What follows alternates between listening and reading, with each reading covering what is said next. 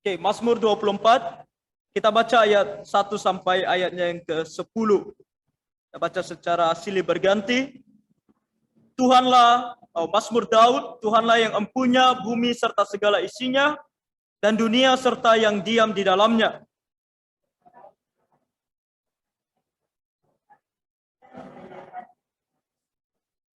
Siapakah yang boleh naik ke atas gunung Tuhan? Siapakah yang boleh berdiri di tempatnya yang kudus?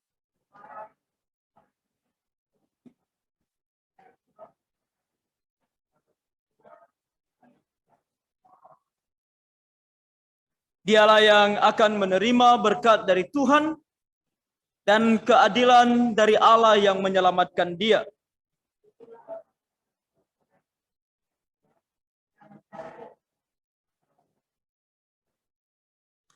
Angkatlah kepalamu, hai pintu-pintu gerbang, dan terangkatlah kamu, hai pintu-pintu yang berabad-abad, supaya masuk Raja kemuliaan.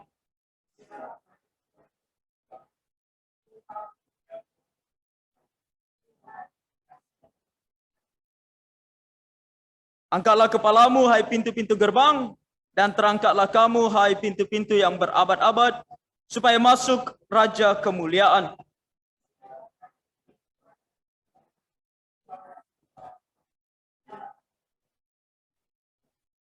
Amin untuk pembacaan firman Tuhan ini. Oke. Nah, malam hari ini kita melanjutkan studi kita mengenai ibadah yang Alkitabiah. Malam hari ini bagian yang kelima, dan malam hari ini kita akan melihat tentang pengertian atau kita mau mengerti tentang ibadah yang salah. Nah, sebelum kita melihat ibadah yang salah, saya mau kita mengingat kembali mengenai ibadah yang benar. Karena kita mau mengerti mana ibadah yang salah, maka kita harus tahu dulu mana ibadah yang benar. Karena nggak mungkin kita bisa tahu mana yang salah kalau kita tidak tahu mana yang benar. Kita sudah mempelajarinya sebelumnya, tapi baiklah kita mengingatnya kembali. Dalam Yohanes 4 ayat 24 dikatakan, Allah itu roh, dan barang siapa menyembah dia, harus menyembahnya dalam roh dan kebenaran. Allah itu roh. Dan barang siapa menyembah dia, harus menyembah dia dalam roh dan kebenaran. Ibadah yang benar adalah ibadah yang dilaksanakan, yang dilangsungkan dalam roh dan kebenaran. Dalam roh artinya dari dalam diri. Dari dalam keluar. Bukan dari luar ke dalam. Segala ekspresi emosional, feeling, ataupun apapun yang mau terlihat dari luar, itu harus berasal dari dalam. Ibadah tidak boleh menjadi satu hal yang terlihat, tapi berasal dari pengaruh dari luar. Orang tidak boleh menangis ketika beribadah karena musiknya yang melankolis. Orang tidak boleh tersenyum dalam ibadah oleh karena musiknya yang penuh dengan sukacita. Orang tidak boleh merasa takut dalam ibadah oleh karena musiknya yang bersifat horor. Orang tidak boleh bahkan meloncat dalam ibadah oleh karena musiknya yang rock and roll. Tapi apapun cara orang untuk mengekspresikan apa yang ada di dalam, harus betul-betul timbul dari dalam. Rohlah yang beribadah kepada Allah, bukan tubuh. Tubuh hanya alat untuk mengekspresikan dari luar. Tapi Tuhan menginginkan sesuatu yang murni, sesuatu yang betul-betul dari dalam. Artinya jiwa seseorang yang beribadah kepada Tuhan harus jiwa yang sungguh-sungguh telah percaya kepada Tuhan, adalah jiwa yang sungguh-sungguh datang untuk menyembah Allah, adalah jiwa yang sungguh-sungguh menyadari betapa dia harus beribadah kepada Allah. Roh. Jika kita melihat di sini bahwa Allah mau kita menyembah dalam roh dan kebenaran, kita melihat di sini bahwa sesuatu hal yang bersifat jasmani, sesuatu yang bersifat lahiriah, bukanlah sesuatu hal yang paling penting. Dalam ibadah kita, baik itu ketika kita sujud, baik itu ketika kita duduk, Baik itu ketika kita berdiri, semua gestur ini bukanlah hal yang paling penting. Rohnya harus benar. Di sini dikatakan bahwa ketika roh kita menyembah, ketika kita menyembah Allah di dalam roh, maka penyembahan itu harus dilaksanakan di dalam kebenaran. Roh dan kebenaran. Tidak bisa dipisahkan. Tidak bisa kita katakan bahwa oh ini sesuatu yang kita rasakan di dalam, walaupun bertentangan dengan kebenaran. Dan apa itu kebenaran? Kita belajar Yohanes 17 ayat 17. Kuduskanlah mereka dengan kebenaran. Apa itu kebenaran? Firman-Mu adalah kebenaran. Jadi kalau dikatakan di sini bahwa kita menyembah Allah dalam roh dan kebenaran, artinya menyembah dengan roh kita dan sesuai dengan firman Tuhan. Dalam kita melihat mana penyembahan atau ibadah yang benar dan mana ibadah yang salah, kita bukan mengevaluasinya melalui pengalaman. Seperti minggu lalu ada yang bertanya tentang fenomena yang dialami oleh banyak remaja dan pemuda zaman sekarang. Yang merasa bahwa oh ibadah di gereja yang menyanyikan lagu-lagu Hillsong membuat mereka lebih nyaman. Mereka mengalami sesuatu hal yang berbeda, yang membuat mereka terhanyut, membuat mereka senang, membuat mereka merasa nyaman, tentram, damai. Jadi tolak ukurnya adalah pengalaman. Kalau beribadah di gereja seperti kita yang menyanyikan him, mereka merasa bosan. Mereka merasa monoton. Mereka merasa kurang up to date. Bukan demikian kita mengevaluasi penyembahan atau ibadah kepada Tuhan. Bukan melalui pengalaman. Karena pengalaman orang bisa berbeda-beda. Mereka yang mengatakan bahwa di gereja yang menyanyikan lagu Hillsong mereka merasa nyaman. Oh saya tidak merasa nyaman. Lalu bagaimana? Pengalaman siapa yang lebih benar? Saya mengenal lagu-lagu Hillsong bukan dari ketika saya belajar teologi.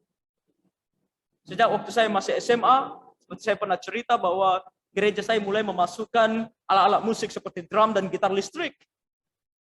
Sehingga ibadah dibagi yang harusnya hanya 2 ibadah dalam satu minggu menjadi 3. Tapi walaupun saya waktu itu masih muda, kita bilang, walaupun sekarang masih muda, maksud saya waktu SMA, muda di dalam umur dan juga muda di dalam pengetahuan akan firman Tuhan, bahkan bayi kalau mau kita katakan.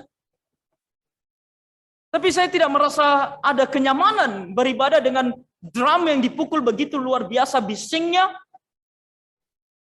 Yang saya lihat adalah keduniawian. Saya melihat adanya show off, menunjukkan skill.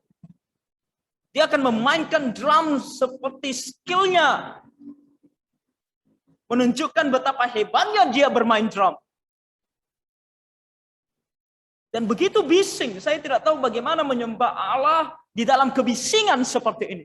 Saya tidak merasa nyaman. Lalu bagaimana? Siapa yang benar? Siapa yang salah? Mereka yang mengatakan mereka nyaman, atau saya yang mengatakan saya tidak nyaman? Itulah masalah kalau kita berpegang pada pengalaman atau perasaan. Di sini dikatakan dalam roh dan kebenaran. Kebenaran adalah firman Tuhan. Patokannya adalah Alkitab, firman Tuhan. Sola Scriptura. Hanya melalui firman Tuhan. Hanya firman Tuhan. Satu-satunya otoritas tertinggi daripada kehidupan kita sebagai orang Kristen dan iman kita. Alkitab. Karena hanya ini yang konsisten. Makanya tadi kita membaca Mazmur 24 ayat 3-4 dikatakan siapakah yang boleh naik ke atas gunung Tuhan? Siapakah yang boleh berdiri di tempatnya yang kudus? Ini adalah Mazmur yang berbicara mengenai orang Israel yang mau pergi ke bait Allah. Yerusalem adalah satu tempat yang bisa dikatakan puncak sebuah bukit. Hanya mereka katakan di sini naik ke atas gunung Tuhan. Bait suci berada di atas gunung. Jadi siapakah yang boleh naik? Siapa yang boleh beribadah kepada Tuhan? Siapa yang boleh berdiri di tempatnya yang kudus? Berdiri di rumah Allah? Orang yang bersih tangannya dan murni hati, yang tidak menyerahkan dirinya kepada penipuan dan yang tidak bersumpah palsu. Kalau kita mau menilai mana ibadah yang benar, mana ibadah yang salah, kita nilai dari kekudusan.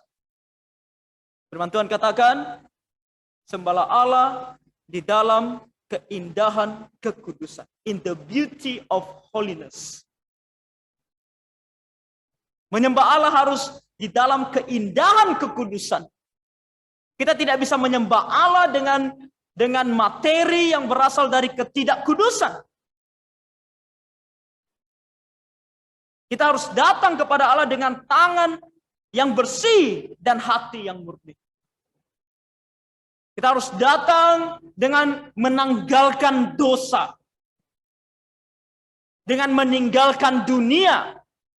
Membersihkan tangan kita. Artinya setiap kelakuan kita jaga bersih.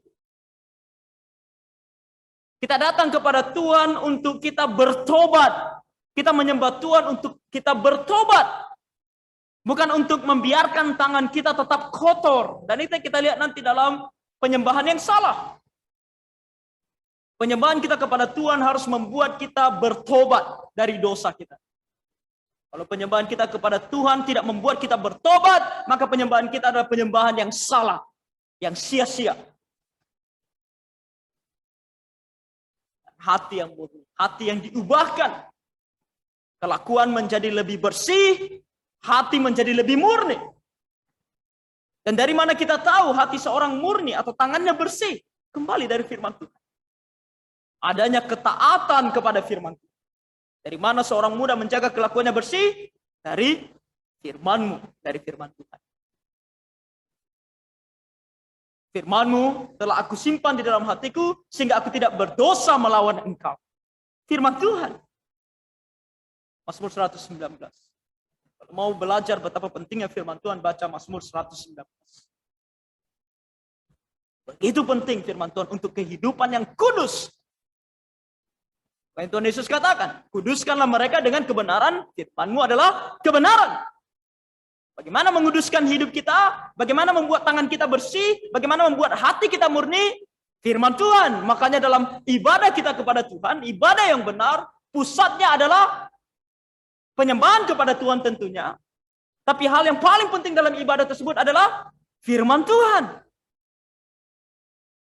Karena ibadah kita kepada Tuhan setiap hari Minggu, baik itu setiap hari Minggu maupun dalam persekutuan, firman Tuhan adalah yang paling utama. Yang lain boleh dipotong, tapi firman Tuhan tidak boleh dipotong. Sabtu lalu, pemuda mengadakan acara barbecue. Jadi karena barbecue, kita memerlukan lebih banyak waktu untuk barbecue. Nah, apa yang kita korbankan dari tata ibadah? Nah, yang biasanya kita nyanyikan 4 lagu, hari itu kita hanya nyanyikan 2 lagu. Firman Tuhannya tetap minimal 30 menit. Gak bisa kita bilang, oh karena hari ini kita barbecue, mari kita buat firman Tuhannya 5 menit saja. Atau 10 menit saja. Nah, barbecue tidak penting. Kalau karena barbecue kita harus potong firman Tuhannya, mendingan tidak usah barbecue.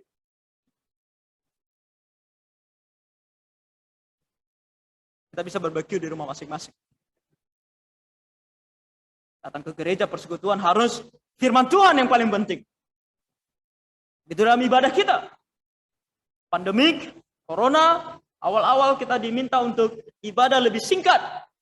Wah, ibadah lebih singkat. Nanti lagu pujian. Yang biasanya 4 ayat, 3 ayat, jadi 2 ayat. 1 ayat juga tidak masalah. Yang penting firman Tuhannya tetap minimal 30 menit. Tidak boleh kurang. Kalau kurang mungkin karena persiapan pengkhotbahnya. Tapi tidak boleh jadi peraturan. Kurangi waktu firman Tuhan. Tidak boleh. Karena kita harus datang kepada Tuhan di dalam tangan yang bersih dan hati yang murni. Dan itu hanya bisa didapatkan ketika kita memfokuskan diri dalam pembelajaran akan firman Tuhan.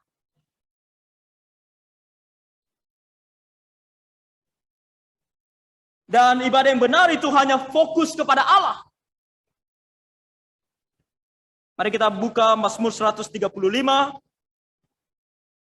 Saya buka saja di sini, siapa tahu di antara kita ada yang tidak membawa Alkitab, khususnya yang ada di Zoom. Mazmur 135.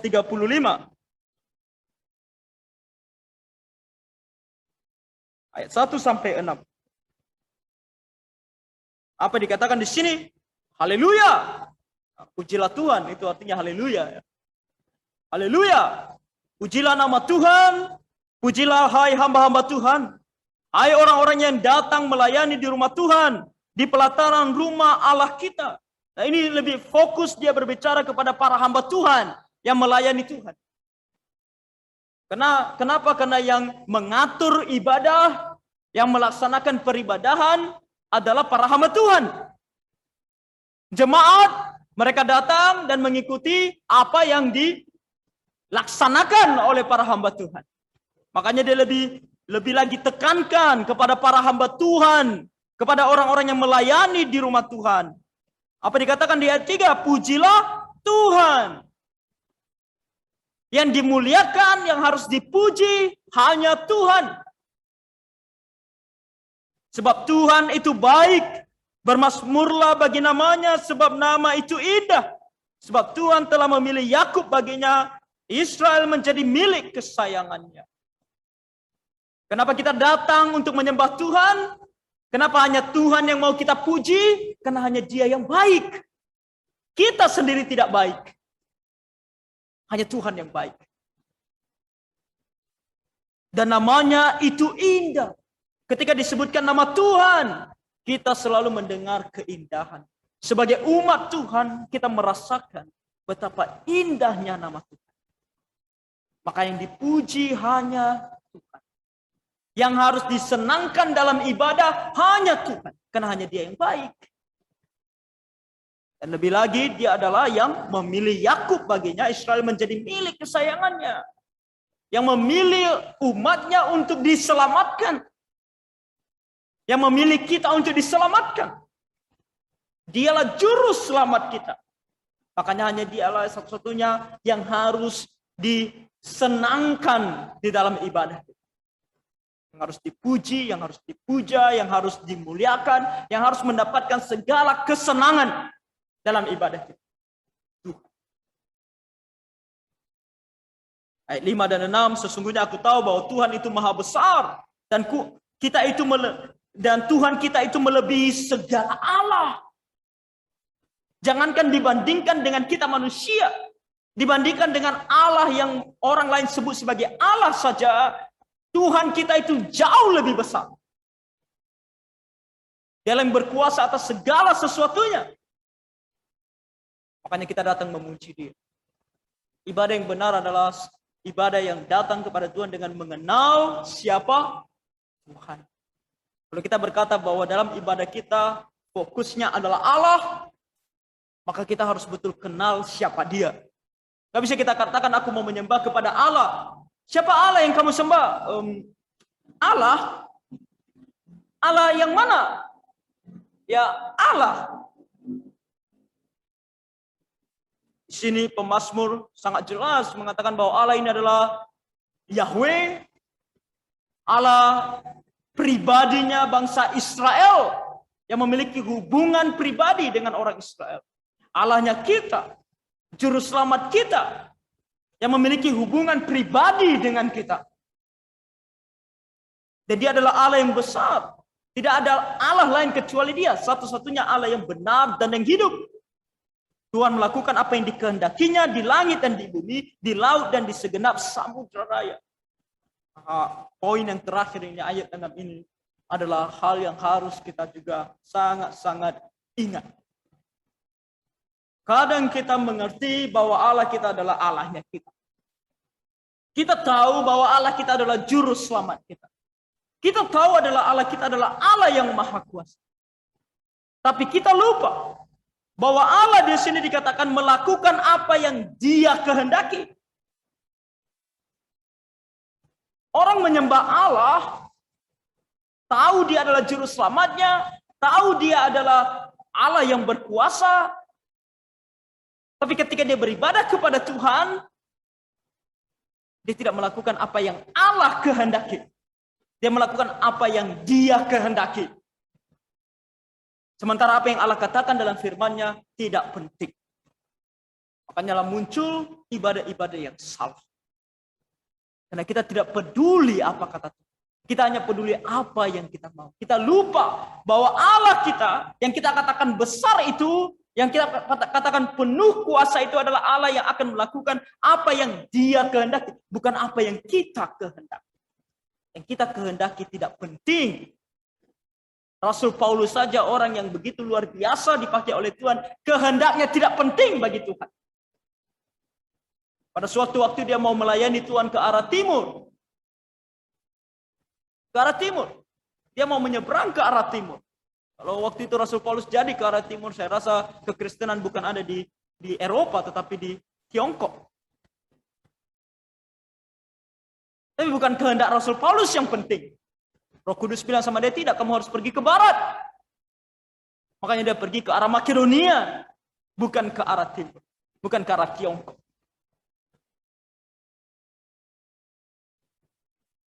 Dan apa yang katakan Rasul Paulus? Tidak, aku mau pergi ke sana. Tidak, dia katakan aku, oke, Tuhan katakan demikian. Ada panggilan orang Makedonia. Dia pergi ke sana. Maka sepanjang perjalanannya, pertama, kedua, ketiga, dia selalu pergi ke sana. Karena dia tahu itu kehendak Tuhan. Apa yang Tuhan inginkan itu yang penting, bukan apa yang kita inginkan. Maka dalam ibadah jangan cari kehendak kita. Jangan beribadah untuk memuaskan keinginan kita. Jangan datang beribadah untuk kamu datang dan merasa kamu oke, kamu senang, kamu nyaman. Jangan. Ibadah itu adalah tempat kita mencari kehendak Tuhan. Bukan kehendak kita. Ibadah yang fokus kepada Allah adalah ibadah yang mengenal siapa Allah. Dan mengenal siapa Allah, nanti kita akan lihat salah satu hal yang diajarkan oleh para pemimpin ibadah yang salah adalah kata mengenal Allah. Mereka sebutkan dengan pengertian mistik. Pengertian mistik. Pengertian mistik dalam artian siapa Allah? Kita yang mengalami. Kita yang merasakan. Bukan begitu kita kenal siapa Allah. Kalau kita mau kenal siapa Allah, firman Tuhan. Alkitab bicara apa tentang Allah, bukan apa yang kita rasakan mengenai Allah. Itu adalah mengenal Allah secara mistik. Kita mau mengenal Allah secara logika. Logos, logika adalah logos, firman. Iman kita adalah iman yang penuh dengan logika. Bukan iman yang bodoh. Allah kita bukan Allah yang jauh sehingga kita tidak kenal dia. Allah kita adalah Allah yang dekat kepada kita. Kalau dia dekat, kita harus kenal siapa dia. Jelas. Bukan bayang-bayang. Jelas. Dan itu melalui firman. Dan apa yang kita lihat di dalam firman Tuhan mengenai Allah, kita sudah mempelajari sebelumnya disingkat dalam katekismus singkat Westminster. Pertanyaan yang keempat, apakah Allah itu? Allah itu apa? Kalau kita mau tanya, Allah itu roh. Allah adalah roh. Tadi kita sudah baca. Allah adalah roh. Karena siapa menyembah dia harus menyembahnya dalam roh dan kebenaran. Dia tidak terbatas. Tidak ada limit. Kemudian dia kekal. Dia tidak pernah berubah. Ini satu hal yang harus kita sadar mengenai Allah. Allah tidak pernah berubah. Dahulu, sekarang, sampai selamanya dia tidak pernah berubah. Kekudusannya tidak pernah berubah. Karena di sini dikatakan tidak berubah dalam hakikatnya sebagai Allah. Dia tidak pernah berubah dari Allah menjadi Allah kecil, tidak pernah. Tuhan Yesus tetap Allah. Dahulu, sekarang, sampai selamanya dia tetap Allah. Roh Kudus dahulu, sekarang, selamanya tetap Allah. Dalam hikmatnya, dalam kuasanya, dalam kekudusannya, tidak pernah berubah. Kalau orang Israel harus datang kepada Tuhan dengan begitu takut dan gentar, Oleh karena kekudusan Allah, mereka bahkan tidak boleh mendekat kepada Allah. Sama sampai hari ini.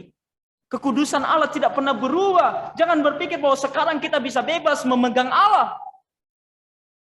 Ingat saya pernah cerita ada seorang pemimpin ibadah mengatakan apa, harus kita angkat tangan kita dan kita pegang kaki Tuhan Yesus dan tarik dia turun dari surga supaya dia bergabung bersama dengan kita. Oh, Allah seperti apa? Allah tidak pernah berubah dalam kekudusannya. Sedangkan Musa saja yang kita katakan nabi besar itu, ketika dia melihat semak belukar yang terbakar, apa yang dia lakukan? Apa yang dikatakan oleh Tuhan kepada dia? Lepaskan kasutmu, karena tempat di mana engkau berdiri adalah tempat yang kudus. Itu adalah simbol daripada kita datang kepada Tuhan dengan tanpa membawa dunia bersama dengan kita. Kenajisan dan kekotoran duniawi, Tuhan tidak mau itu. Allah tidak pernah berubah dalam keadilan, kebaikan, dan kebenarannya. Firman-Nya tidak pernah berubah. Fakta yang dia bicarakan dalam firman-Nya mengenai dia tidak pernah berubah. Tentu kita belajar tentang Allah Tritunggal, bahwa kita menyembah Allah Tritunggal. Sebab Allah tiga memberi kesaksian di dalam surga, Bapa, Firman, dan Roh Kudus, dan ketiganya adalah satu. Dan ketika kita berbicara mengenai penyembahan kepada Allah Tritunggal, kita menyembah Bapa, kita menyembah Anak, kita sebutkan nama Bapa, kita sebutkan nama Anak, dan Roh Kudus. Ketika kita menyebutkan nama Bapa, ketika menyebutkan nama Tuhan Yesus, Roh Kudus ikut di dalamnya. Kita baca itu dari Wahyu pasal 4 dan 5. Kita sudah pelajari itu minggu lalu. Ketika berbicara tentang Allah Bapa, disebutkan ada Roh Kudus di sana. Ketika berbicara tentang Tuhan Yesus, disebutkan ada Roh Kudus di sana. Jadi ketika kita berdoa kepada Allah Bapa, kita berdoa kepada Tuhan Yesus, kita beribadah kepada Allah Bapa, kita beribadah kepada Tuhan Yesus, kita juga beribadah secara tidak langsung kepada Allah Roh Kudus. Oke, menyembah Allah. Nah, mengenai menyembah Allah Tritunggal, mungkin sedikit saya singgung bahwa kita memegang ajaran bahwa kita tidak berdoa kepada Roh Kudus. Bukan karena dia bukan Allah, tapi karena di dalam Alkitab, Roh Kudus selalu disebutkan sebagai pribadi yang diutus oleh Allah Bapa dan Allah Anak. Roh Kudus adalah Allah, pribadi Allah, tapi Tuhan mengajarkan kepada kita sedemikian rupa sesuatu yang kadang sulit memang untuk dimengerti.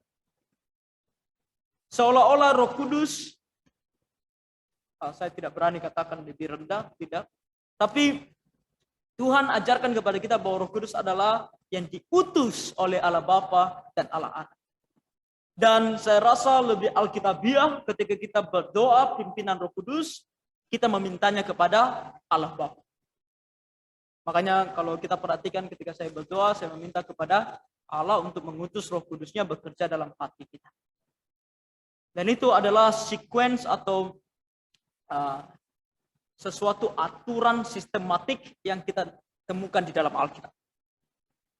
Oke, makanya juga dalam Wahyu pasal 4 dan 5 ketika malaikat, ketika orang kudus menyembah Allah, disebutkan ada Allah Bapa di takhta, ada Allah Anak berdiri di sana, Allah Roh Kudus di mana?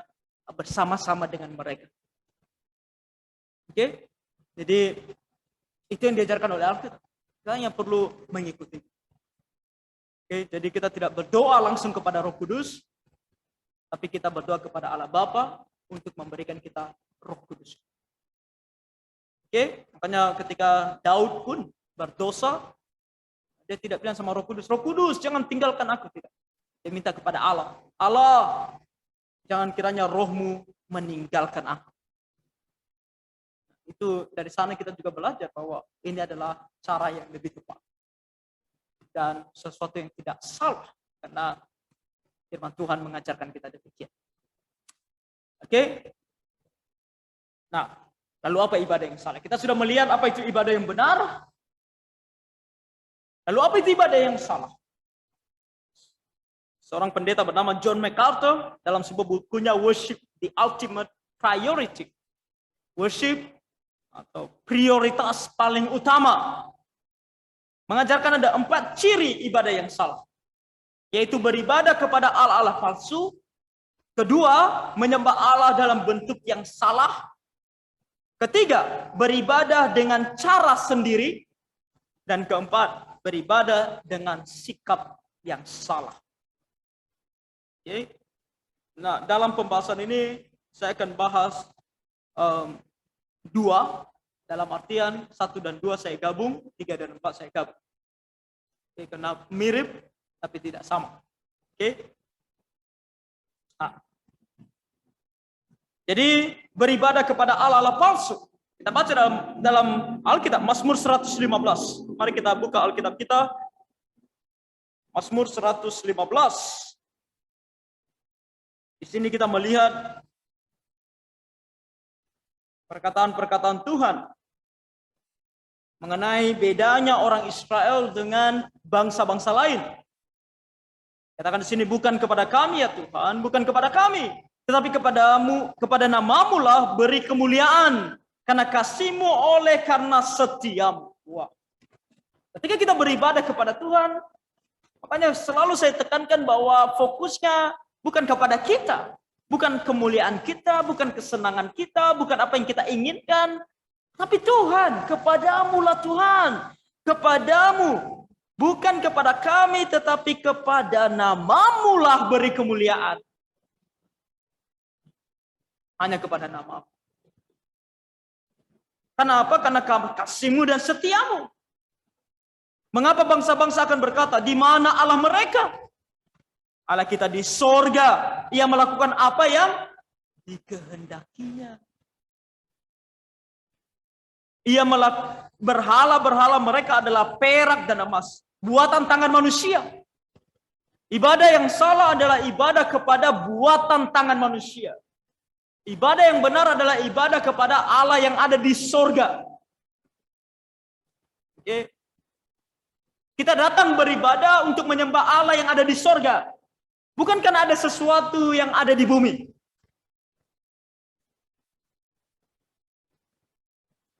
Mempunyai mulut, tapi tidak dapat berkata-kata. Mempunyai mata, tetapi tidak dapat melihat. Mempunyai telinga, tetapi tidak dapat mendengar. Mempunyai hidung, tetapi tidak dapat mencium. Mempunyai tangan, tetapi tidak dapat meraba-raba. Mempunyai kaki, tetapi tidak dapat berjalan. Dan tidak dapat memberi suara dengan kerongkongannya. Seperti itulah jadinya orang-orang yang membuatnya dan semua orang yang percaya kepadanya. Menyembah patung, menyembah berhala. Penyembahan yang salah adalah penyembahan kepada Allah lain, penyembahan kepada patung, penyembahan kepada berhala. Seperti itulah jadinya ayat 9, hai Israel, percayalah kepada Tuhan, dialah pertolongan mereka dan perisai mereka. Hai kaum Harun, percayalah kepada Tuhan, dialah pertolongan mereka dan perisai mereka. Oh, sangat luar biasa di sini pemazmur menyebutkan 2 bisa dikatakan grup, yaitu Israel sebagai umat Tuhan dan secara khusus kaum Harun. Siapa kaum Harun? Para imam yang melayani Tuhan. Baik jemaat biasa, baik itu para hamba Tuhan, percayalah kepada Tuhan. Dialah pertolongan kita dan perisai kita. Hanya Tuhan yang di sorga. Bukan Tuhan yang bisa diproyeksikan di bumi ini. Hai orang-orang yang takut akan Tuhan, percayalah kepada Tuhan. Dialah pertolongan mereka dan perisai mereka. Tuhan telah mengingat kita, Ia akan memberkati kaum Israel, memberkati kaum Harun, memberkati orang-orang yang takut akan Tuhan, baik yang kecil maupun yang besar. Kategori orang ketiga, lebih jelas lagi dikatakan. Orang yang takut akan Tuhan. Umat secara umum, para hamba Tuhan secara umum, dan lebih spesifik, setiap orang yang takut akan Tuhan. Dalam Alkitab, kita tidak melihat ibadah kepada Tuhan adalah ibadah yang harus dilakukan oleh siapa saja yang mau. Kita bukan mengundang orang di mana-mana untuk katakan kepada mereka, mari datang beribadah dan kita akan menikmati sesuatu yang kita mau. Kita bukan berbicara mengenai kita mengajak orang beribadah supaya dia tetap bisa nyaman di dalam kehidupannya. Tapi yang datang beribadah kepada Tuhan adalah yang betul takut akan Tuhan. Maka itu juga membuat kita sadar. Ketika kita datang beribadah kepada Tuhan, atau ketika kita mengundang orang lain datang beribadah kepada Tuhan, harus ada kesadaran, harus timbul keinginan untuk lebih takut kepada Tuhan. Nah, tadi kita sebenarnya sedang membahas ibadah yang salah. Tapi ayat ini sungguh membuat kita sadar. Ibadah yang benar adalah ibadah oleh mereka yang takut akan Tuhan. Yang tidak takut akan Tuhan akan beribadah menyembah Tuhan yang palsu, berhala. Kiranya Tuhan memberi pertambahan kepada kamu dan kepada anak-anakmu. Diberkatilah kamu oleh Tuhan yang menjadikan langit dan bumi. Setelah kita takut akan Tuhan, setelah kita ini betul beribadah kepada Tuhan, baru yang namanya kalau kita mau berbicara tentang berkat, pertolongan Tuhan akan datang sendiri. Kita datang kepada Tuhan bukan untuk mendapatkan berkat itu, tapi ketika kita sudah takut akan Tuhan, sudah benar ibadah kita kepada Tuhan, Tuhan akan melakukan bagiannya untuk memberikan kita berkat yang cukup untuk kehidupan kita. Makanya Tuhan katakan, carilah dahulu kerajaan Allah serta kebenarannya, maka semuanya itu akan ditambahkannya kepadamu. Bukan dibilang Tuhan, carilah dulu kerajaan Allah serta kebenarannya, ditambah dengan segala sesuatunya itu. Bukan itu yang dikatakan Tuhan. Fokus kepada kerajaan Allah. Yang lain itu Tuhan sendiri yang akan tambahkan. Kamu tidak perlu pikirkan, kamu tidak perlu fokus ke sana. Itu yang Tuhan ajarkan kepada kita. Jadi ibadah yang salah adalah beribadah kepada Allah-Allah palsu. Israel menyembah Allah yang benar dan yang hidup. Bangsa lain menyembah berhala. Orang Kristen harus menyembah Allah yang benar dan hidup yang ada di surga. Agama lain boleh menyembah berhala. Dalam Keluaran 34 ayat 14 dikatakan, sebab janganlah engkau sujud menyembah kepada Allah lain, karena Tuhan yang namanya cemburuan adalah Allah yang cemburu. Nah, kata cemburu di dalam Alkitab, apalagi yang dipakai untuk Tuhan, sebenarnya maknanya bukan cemburu seperti laki-laki kepada pasangannya perempuan atau perempuan kepada pasangannya laki-laki. Tapi kata ini sebenarnya lebih tepat diterjemahkan sebagai zealous. Zealous artinya seorang yang penuh dengan, bisa dikatakan, semangat yang berapi-api. Sebenarnya kata ini lebih kita bisa pahami dengan benar ketika contohnya dalam pertandingan sepak bola. Oke, pertandingan sepak bola. Lihat para pemain sepak bola. Khususnya para gelandang bertahan atau para pemain belakang. Paling kelihatan pada gelandang bertahan. Tahu gelandang bertahan? Yang nggak tahu bola pasti nggak ngerti. Gelandang bertahan adalah pemain tengah yang bertahan, posisinya adalah bertahan. Dan gelandang bertahan ini ada yang kadang-kadang disebut sebagai gelandang pengangkut air. Tahu gelandang pengangkut air? Artinya dia akan pergi dari depan ke belakang, pergi depan hanya untuk dapat bola. Tanpa lelah dia akan lari ke depan, ke belakang, ke depan, ke belakang hanya untuk dapat bola dan berikan kepada teman. Kalau lepas dari timnya bola itu, dia akan berusaha semaksimal mungkin untuk dapat kembali bola itu. Itulah yang dimaksudkan di sini cemburu. Dia tidak akan izinkan bola itu didapat orang lain. Kalau didapat oleh orang lain, dia akan kejar sampai dapat. Yang paling terkenal sekarang ini yang seorang pemain gelandang bertahan yang bisa dibilang terhebat di dunia saat ini adalah Kante, ya kan? Dari Chelsea. Saya ada ikuti sedikit berita-berita bola. Nah, saya punya hobi di bola. Kante, dia sangat terkenal. Katanya kalau dia main, seolah-olah satu tim itu cuma 11 orang kan, Seolah-olah mereka punya pemain ke-12. Karena dia bisa ada di mana-mana hanya untuk dapat bola. Sangat semangat untuk dapat. Ini yang dimasukkan di sini. Ketika dikatakan Allah yang cemburu. Kalau kita ini adalah umatnya, maka ibadah kita kepada Tuhan haruslah hanya kepada Dia. Ketika ibadah kita berubah bukan kepada Allah, Dia akan kejar kita sampai dapat. Kalau penyembahan sudah beralih bukan kepada Dia, Dia akan sangat-sangat marah dan Dia akan mengambil kembali ibadah itu untuk Dia. Makanya Tuhan tidak segan-segan untuk menghancurkan bangsa-bangsa yang tidak menyembah Dia. Karena mereka mengganti ibadah yang seharusnya kepada Dia menjadi kepada patung. Tuhan marah. Ibadah yang salah adalah ibadah yang akan mengakibatkan hukuman daripada Tuhan. Allah begitu peduli tentang penyembahan hanya kepada Dia saja. Dan Keluaran 20 ayat 2-3 jelas mengatakan, akulah Tuhan Allahmu yang membawa engkau keluar dari tanah Mesir, dari tempat perbudakan. Jangan ada padamu Allah lain di hadapanku. Dan sebelum kita lanjut kepada Keluaran 32 ayat 1-6 tentang dalam bentuk yang salah. Kalau kita melihat contohnya dalam ibadah kontemporer zaman sekarang. Oh, ibadah kita kepada Tuhan bisa menjadi ibadah kepada Allah lagi. Dalam artian apa? Dalam artian, kenapa kita datang beribadah? Salah satu hal yang menjadi penarik yang digunakan oleh banyak gereja zaman sekarang adalah mengundang penyanyi-penyanyi populer.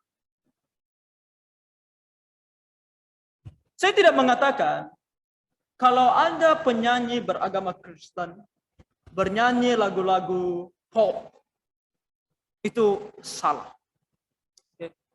Tempat dia mencari makan, lagu pop selama itu bukan sesuatu hal yang vulgar, yang berdosa. Oke. Kalau dia nyanyikan lagu romantis contohnya, ya oke, karena kita tidak mungkin menggunakan hymn kan untuk merayu pasangan kita. Kita menggunakan lagu-lagu romantis. Selama itu masih oke, masih benar. Saya tidak suka adalah seperti lagu-lagu romantis yang berbicara mengenai aku mau dia, tidak peduli dia agama apa, terserah. Nah, itu sudah kita orang Kristen tak akan pakai itu. Kalau kita isi lagunya contohnya mengenai seorang laki-laki yang memuji pasangannya atau berkomitmen setia kepada pasangannya, tidak masalah. Tapi banyak gereja yang memanfaatkan ini. Mereka akan mengundang penyanyi-penyanyi populer ini untuk datang ke gereja mereka. Dan ketika mereka undang ke gereja mereka hanya untuk bernyanyi. Dan ketika dia bernyanyi, mereka akan pajangkan pengumuman-pengumuman yang besar-besar, baik di depan gerejanya maupun di sosial media. Oh, penyanyi ini akan datang ke gereja. Dan orang akan datang berbondong-bondong. Lalu kenapa mereka datang berbondong-bondong? Yang biasanya tidak datang ke gereja pun datang ke gereja. Kenapa? Karena ada orang ini tadi. Setidaknya nanti setelah ibadah mungkin bisa foto bersama, minta tanda tangan. Atau mungkin tidak dapat pun begitu, setidaknya bisa duduk di sana dan mendengarkan suara merdunya. Seolah-olah kalau dia menyanyikan Amazing Grace menjadi lebih tersentuh daripada kita yang bernyanyi. Masalah. Itu namanya kita datang menyembah, bukan lagi menyembah Allah. Kita datang beribadah, bukan lagi untuk menyembah Allah. Tapi karena kita mengidolakan sesuatu. Tahu kata mengidolakan?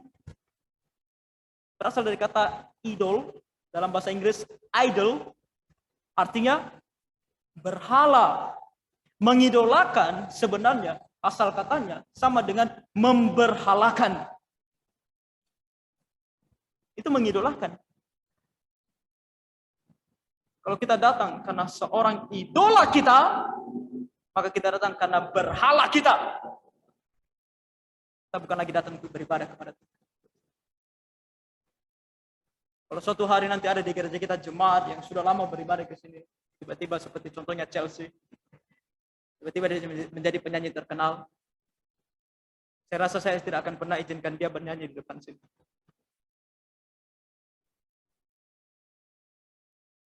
Karena bisa menjadi batu sandungan. Kalau dia mau datang beribadah dan duduk di sana.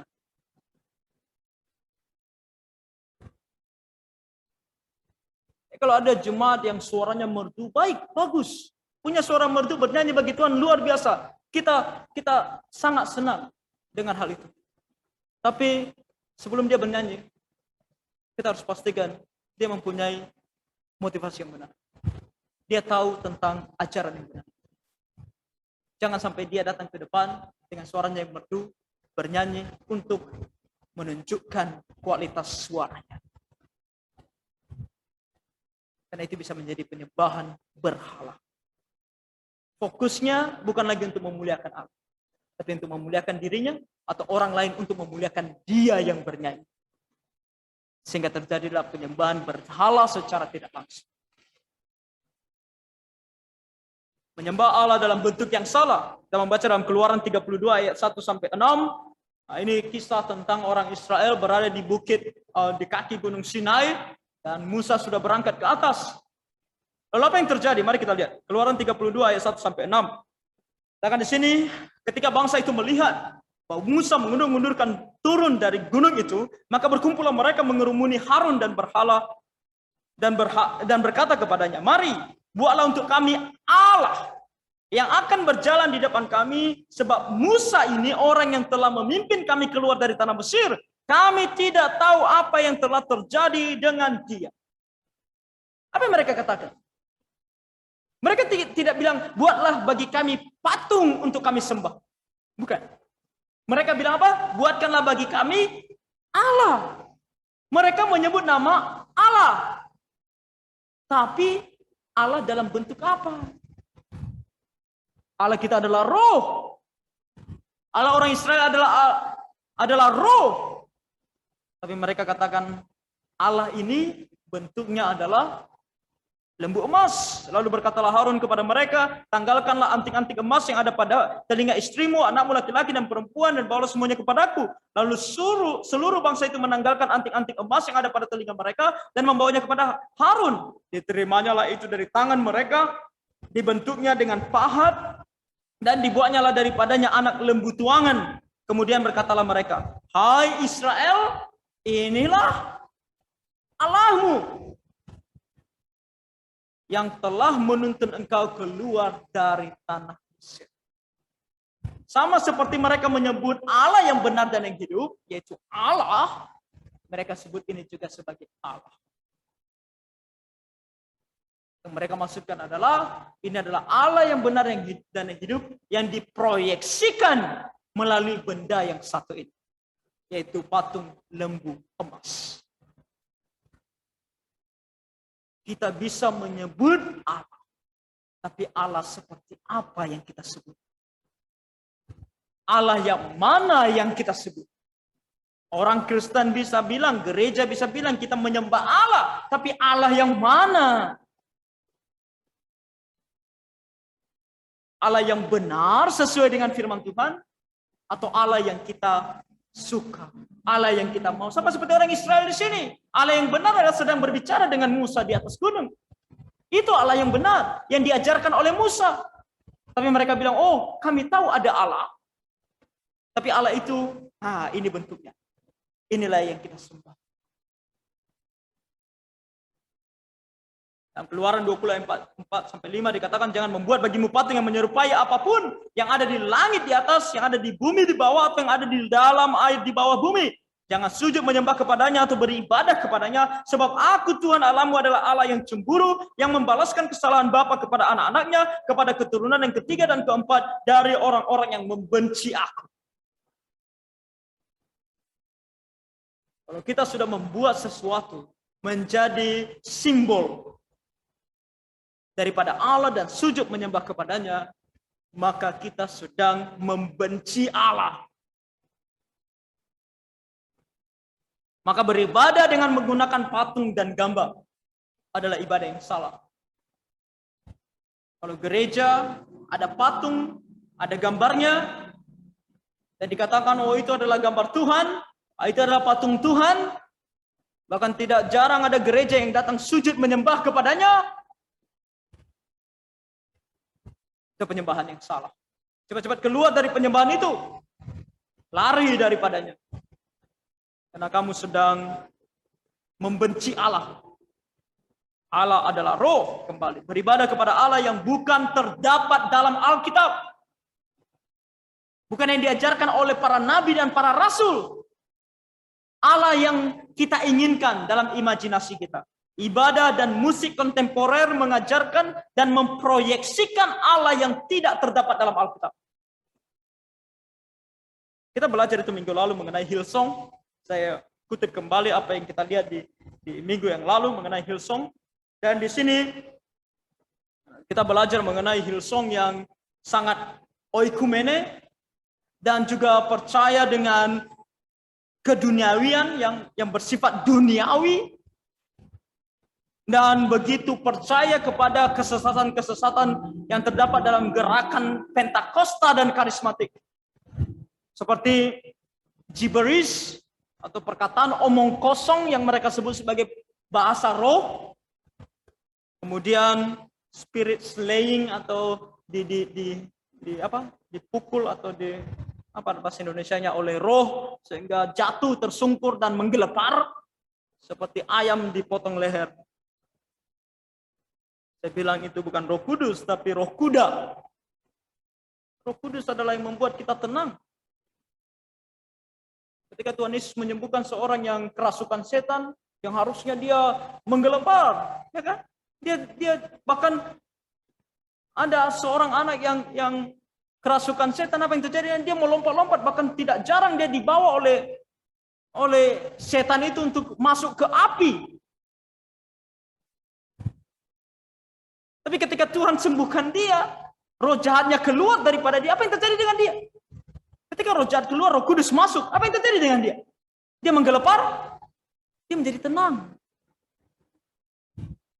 Kalau Roh Kudus masuk dalam kita, kita akan menjadi tenang, penuh dengan damai sejahtera, penuh dengan sukacita di dalam Tuhan. Tapi apa yang terjadi dengan mereka? Menggelepar seperti kuda. Menggelepar seperti ayam yang dipotong lehernya. Oke. Nah, ini salah satu contoh yang ada di Indonesia. Kita pasti pernah mendengar dan mengenal orang ini. Namanya adalah Philip Mantova. Saya melihat sebuah video, dia mengajarkan tentang bahasa roh di tahun 2016 dan sangat miris. Saya sangat tidak suka melihat video ini karena dia sedang mengajarkannya kepada anak-anak.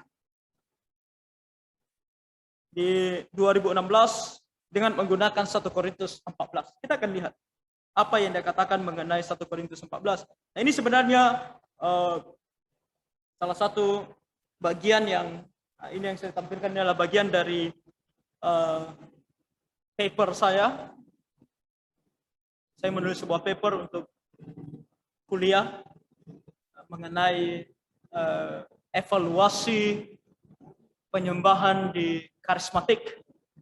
Saya mengutip dia dan saya mengevaluasi apa yang diajarkan mengenai 1 Korintus 14. Nah, 1 Korintus 14 berbicara tentang bahasa roh. Oke. Dan apa yang diajarkan? Di sini dikatakan, to false his teaching, he said that the gift of tongue should be asked to God desperately, using 1 Corinthians 14 verse 1. Menggunakan 1 Korintus 14 ayat 1. Mari kita lihat 1 Korintus 14 ayat 1. Mari kita buka Alkitab kita.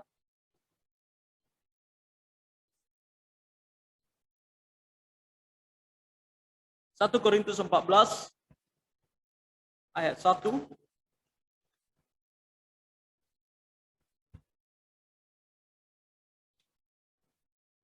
Apa yang dikatakan di sini sebenarnya? Dikatakan di sini, kejarlah kasih itu dan usahakanlah dirimu memperoleh karunia-karunia roh, terutama karunia untuk bernubuat.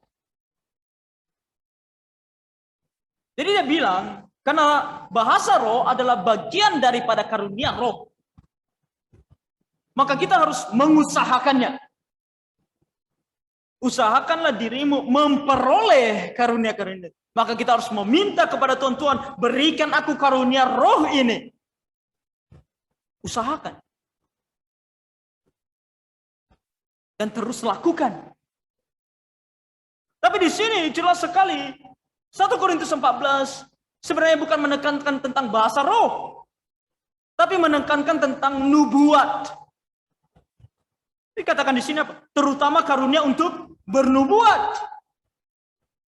Dan apa itu karunia bernubuat? Karunia bernubuat adalah karunia untuk memperkatakan firman Tuhan.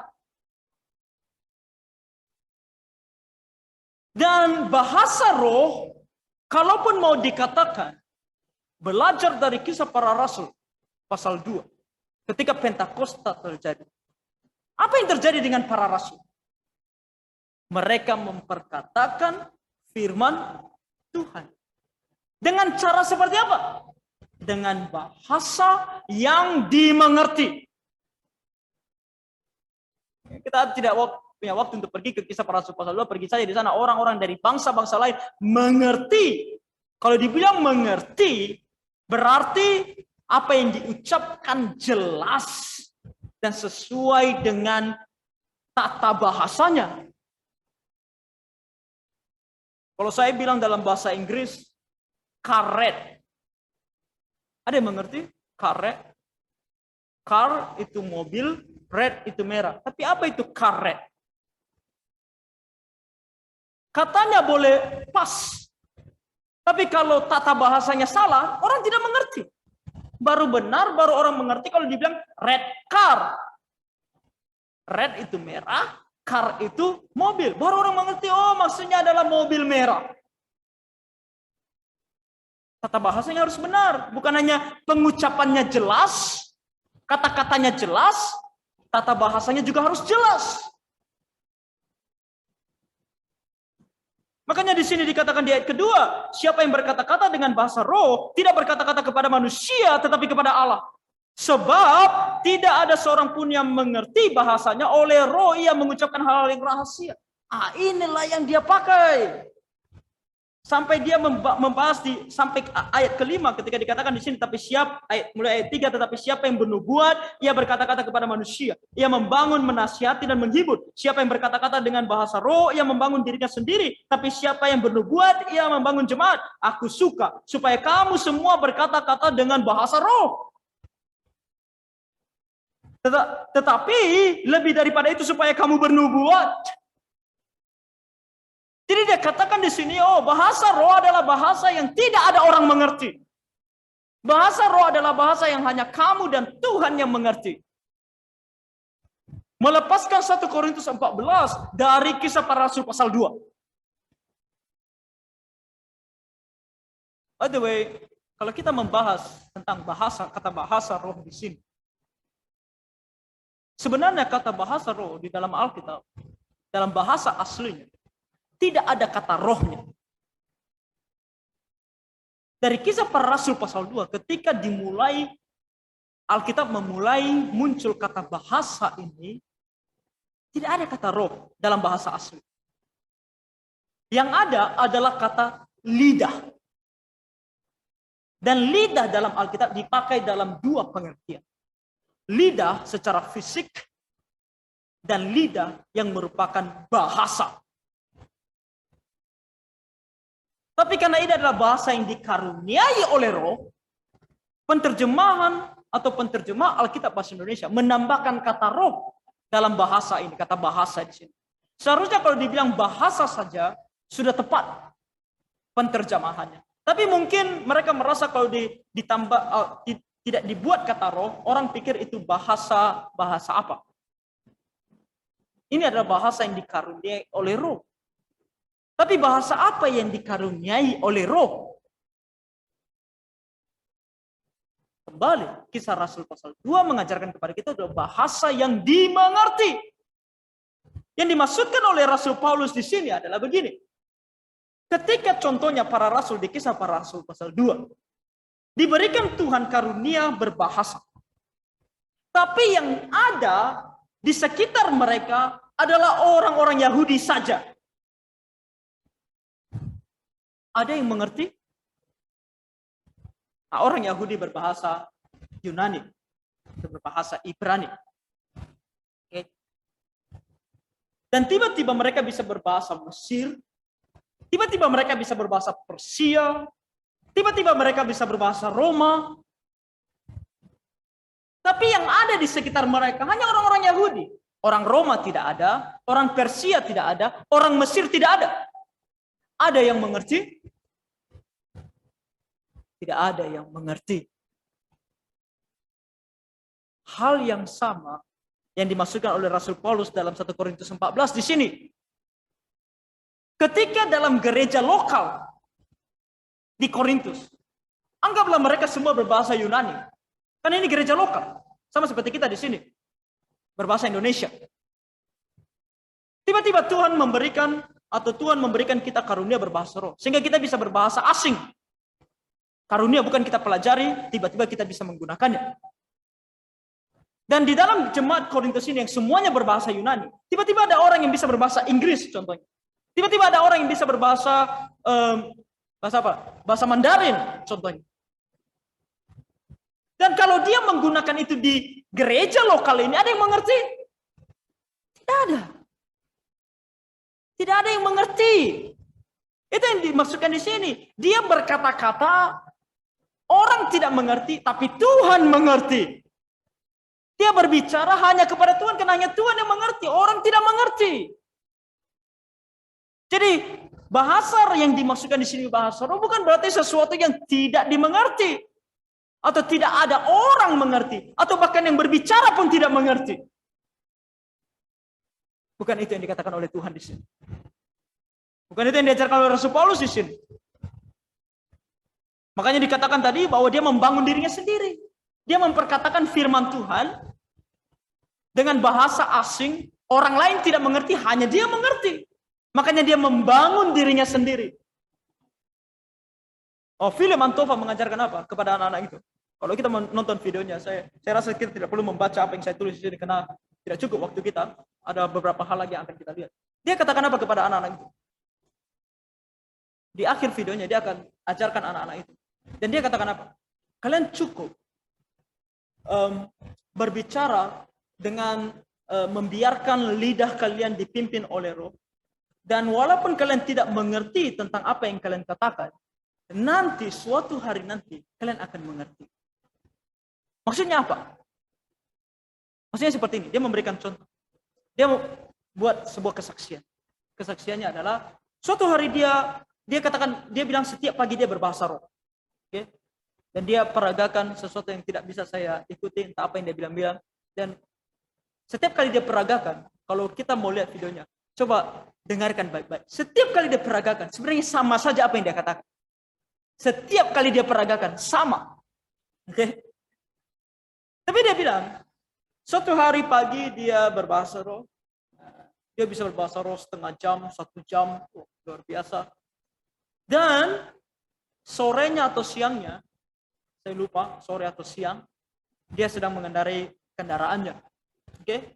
Nah, ketika dia sedang mengendarai kendaraannya, dia masuk ke jalan yang biasanya dia tidak lewati. Ada jalan lain yang biasa dia lewati. Tapi dia seperti dipimpin oleh roh atau dipimpin oleh Tuhan katanya untuk melewati jalan yang lain. Dan ketika dia melewati jalan yang lain, baru dia mendapatkan kabar bahwa di jalan yang biasanya dia lewati, ternyata sedang ada kemacetan di sana. Sehingga dia bisa lewat di jalan yang lain dan berjalan lancar ke tempat tujuannya. Dan dia katakan, oh itulah yang sebenarnya saya doakan tadi pagi. Yang tadi pagi saya tidak mengerti, siapapun tidak mengerti, inilah maksudnya. Dan dia bilang kepada anak-anak itu, kalian tidak mengerti masalah papa mama kalian. Dia bilang, jadi kalau kalian berdoa dengan bahasa kalian yang kalian mengerti, kalian paling cuma bisa bilang sama Tuhan, Tuhan berikan kesehatan kepada papaku, berikan kesehatan kepada mamaku. Tapi kalian tidak tahu kan permasalahan mereka sesungguhnya. Tapi Tuhan tahu. Jadi supaya doa kalian lebih benar di hadapan Tuhan, kalian menggunakan bahasa roh. Kalian bilang selama berapa lama dan Roh Kudus akan memimpin kata-kata yang tidak dimengerti itu untuk artinya Tuhan tolong mama saya untuk dia sabar kepada papa saya, mungkin papa saya begini. Karena kalian tidak tahu, Roh tahu, Tuhan tahu, jadi kalian memakai bahasa tersebut.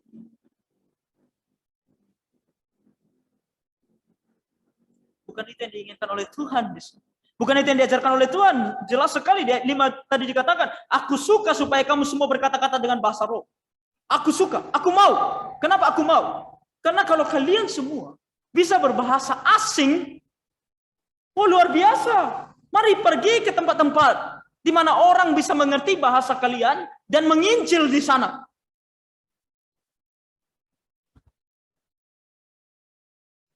Tetapi lebih daripada itu supaya kamu bernubuat karena kamu di gereja lokal. Kalau kamu masih stay di sini, tinggal di sini, beribadah di sini, lebih baik kamu bernubuat daripada berbahasa roh. Kenapa? Karena bernubuat artinya mengungkapkan firman Tuhan dengan bahasa yang dimengerti oleh orang lokal. Sebab orang yang bernubuat lebih berharga daripada orang yang berkata-kata dengan bahasa roh, kecuali kalau orang itu juga menafsirkannya sehingga jemaat dapat dibangun. Nah, kata membangun di sini adalah kata yang selalu mereka pelintir. Mereka suka menggunakan kata menafsir daripada kata membangun. Memang dua-dua kata itu digunakan di sini. Mereka tekankan arti kata menafsir. Menafsir, dia katakan, Philip Mantova juga katakan, bahwa menafsir artinya bukan menerjemahkan. Menafsir artinya mengambil makna dan mengungkapkan makna itu. Kita mungkin bisa terima kalau tidak ada kata membangun. Karena kata membangun di sini selalu dikaitkan dengan pengetahuan. Selalu dikaitkan dengan firman Tuhan. Jadi kalau dibilang di sini menafsirkan untuk membangun, artinya yang dikatakan harus betul-betul adalah firman Tuhan itu sendiri. Makanya dalam gereja ini contohnya, ketika saya mengajar, saya bersyukur Tuhan berikan saya percaya ini karunia, itu saya bisa berbahasa, mengerti bahasa Ibrani, bahasa Yunani, bahasa Inggris, karena saya pelajari. Tapi mempelajari bahasa ini, saya ketika mempelajarinya ketiga bahasa ini, bahkan bahasa Inggris, saya merasa ini karunia Tuhan. Karena saya tidak mempunyai karunia untuk berbahasa. Saya paling lemah untuk belajar bahasa. Tapi Tuhan tolong, sehingga saya bisa mempelajari ketiga bahasa ini, untuk saya bisa mengajarkan firman Tuhan dengan lebih baik. Dan ketika saya membawa contohnya seperti ini, semua dalam bahasa Inggris. Kalau saya tadi hanya membacakan bahasa Inggrisnya saja. Kalau ada jemaat yang pandai berbahasa Inggris, puji Tuhan, bisa mengerti. Tapi ke jemaat-jemaat yang tidak mengerti bahasa Inggris, apa gunanya? Tidak ada faedahnya. Saya harus menerjemahkannya. Kalaupun saya tidak bisa menerjemahkannya kata per kata, setidaknya saya sebutkan maknanya. Artinya sesuai dengan kebenaran firman Tuhan itu.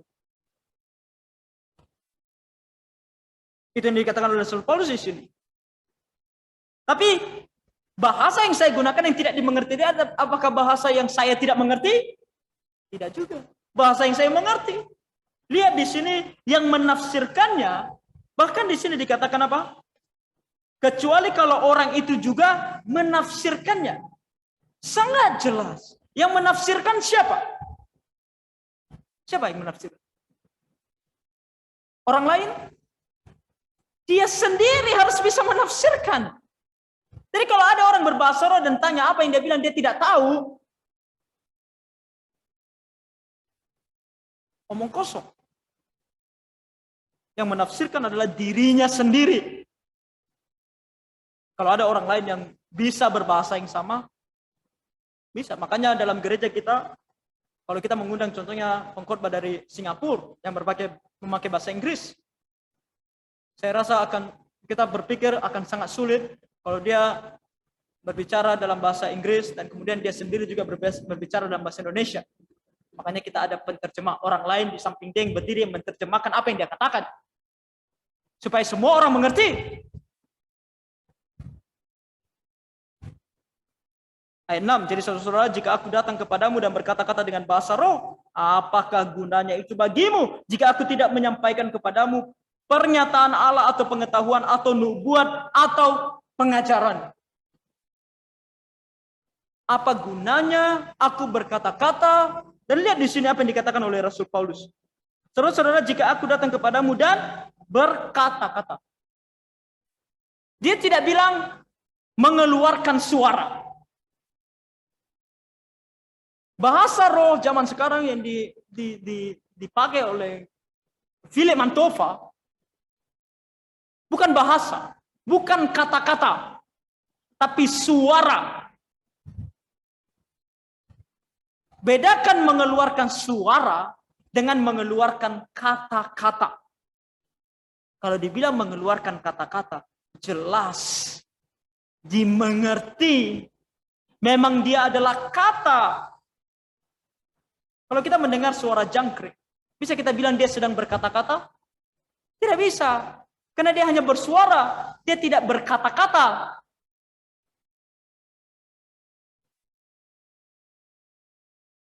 Alkitab sangat jelas, tapi dipelintir oleh mereka. Mengatakan bahwa, oh kita harus berbahasa roh. Banyak lagi. Tidak cukup waktu kita untuk melihat semuanya itu. Dan dia tidak menyebutkan 1 Korintus 14 ayat 33. 1 Korintus 14 ayat 40. Ketika dia berkata kepada anak-anak itu, kalian semua bahkan dalam ibadah juga berbahasa roh lah. 1 Korintus 14 ayat 33 berkata kepada kita, sebab Allah tidak menghendaki kekacauan, tetapi damai sejahtera. Kalau semua orang berbahasa roh, berbahasa berbeda-beda. Bahasa roh yang kita maksudkan bukan seperti yang dikatakan oleh Philip Mantova, sesuatu yang bukan kata-kata, sesuatu yang tidak dimengerti. Tapi bahkan kalau itu pun dimengerti, tapi orang lain tidak mengerti. Orang dari negara lain mungkin mengerti, tapi tidak orang yang ada di gereja lokal. Rasul Paulus berkata bahwa itu bisa menjadi sebuah kekacauan. Kan kalau dalam ibadah kita, ketika kita membaca firman Tuhan, satu orang membaca dalam bahasa Batak, satu orang membaca dalam bahasa Nia, satu orang membaca dalam bahasa Inggris. Apa faedahnya? Kekacauan yang ada. Orang di luar mendengar apa yang terjadi dengan gereja ini. Kacau. 1 Korintus 14 ayat 40, tapi segala sesuatu harus berlangsung dengan sopan dan teratur. Bukan sesuka hati. Karena aku bisa berbahasa asing, aku mau menggunakannya dalam ibadah. No. Semuanya harus sopan dan teratur. Ibadah seperti Hillsong mempromosikan kehidupan Kristen tanpa perubahan dan pertobatan dari dosa. Kita melihat itu minggu lalu mengenai Josh Canfield dan Reed Kelly, homoseksual, pasangan homoseksual yang beribadah di gereja Hillsong, yang menggunakan ibadah Hillsong. Dan apa yang terjadi dengan mereka? Mereka katakan, yang bagian yang saya hitamkan di sana, nothing has changed. There now that I'm completely out and with free. Tidak ada yang berubah. Setelah aku ibadah di gereja Hillsong, dengan penyembahan Hillsong, dengan lagu-lagu Hillsong, tidak ada terjadi perubahan dalam hidupku. Aku tetap homoseksual. Dan semakin dekat hubunganku dengan dia. Hubungan homoseksual kami semakin romantis. Menyembah Allah dalam karakternya yang salah. Karena di dalam Efesus 5 ayat 11 Tuhan katakan apa? Janganlah turut mengambil bagian dalam perbuatan-perbuatan kegelapan yang tidak berbuahkan apa-apa. Tetapi sebaliknya telanjangilah perbuatan-perbuatan itu. Apa artinya telanjangi? Lepaskan. Ibadah yang salah adalah ibadah yang membuat orang yang beribadah nyaman di dalam dosanya.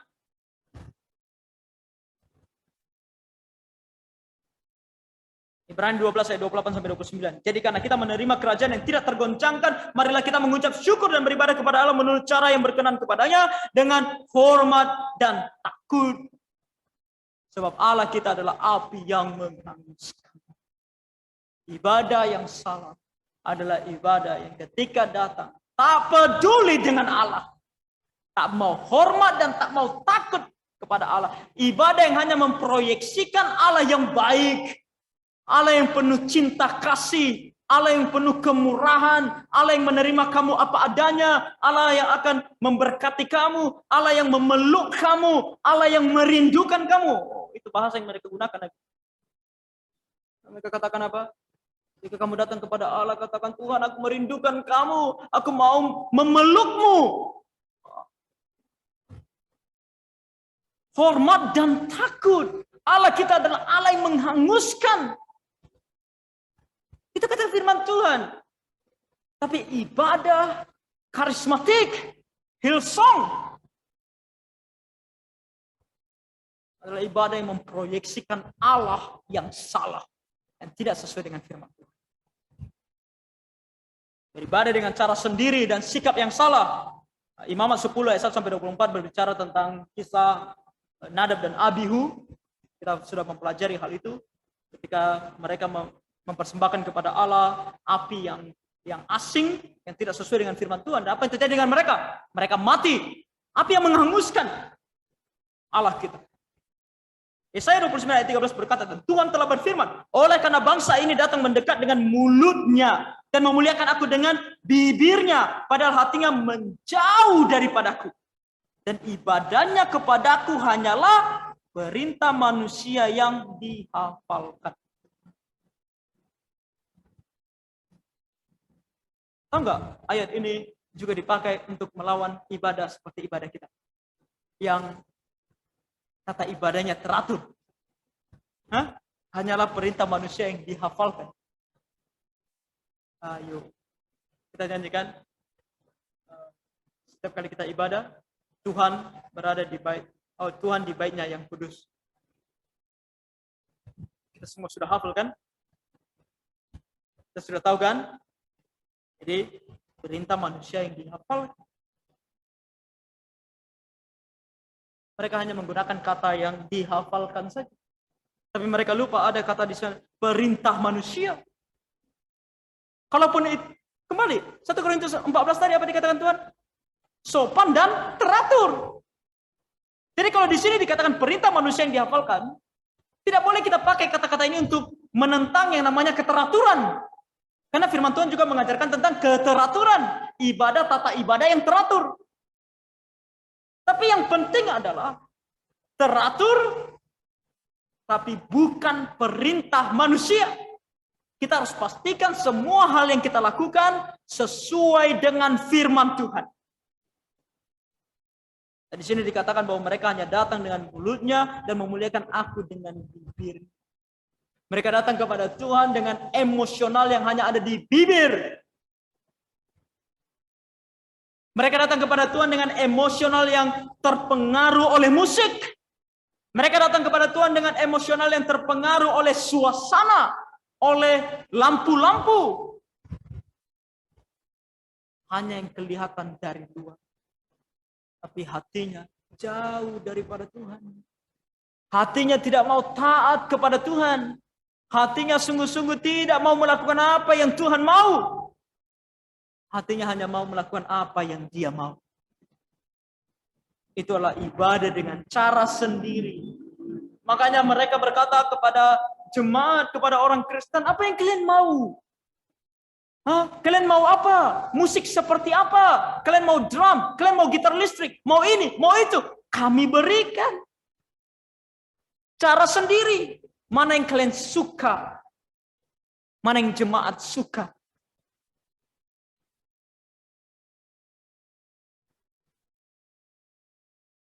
Saya tidak perlu ke 1 Samuel 15. Di sini saya kutip Mikha 6 ayat 6-8 dikatakan, dengan apakah aku akan pergi menghadap Tuhan dan duduk menyembah kepada Allah yang di tempat tinggi?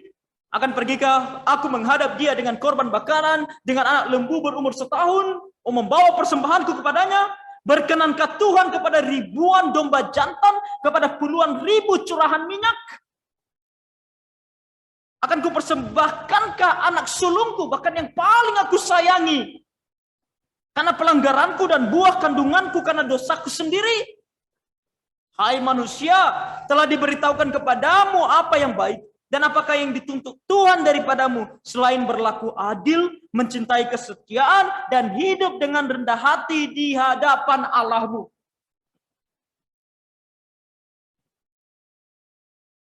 Beribadah dengan cara sendiri dan sikap yang salah. Merasa seolah-olah kalau dia membawa apa yang bisa dia bawa kepada Tuhan, itu menyenangkan hati Tuhan. Dan itu yang akan kita lihat nanti contoh yang akan saya berikan di sini tentang seorang yang cukup terkenal di Indonesia. Kalau saya tanya mungkin khususnya yang ada di Zoom, saya tidak tahu berapa orang ada di Zoom yang dari luar mungkin tahu orang yang satu ini. Kita akan kembali ke Mika 6. Oke, nah ini dia. Ada yang kenal Frankie Kuncoro? Yang di Zoom? Siapa saja yang ada di Zoom?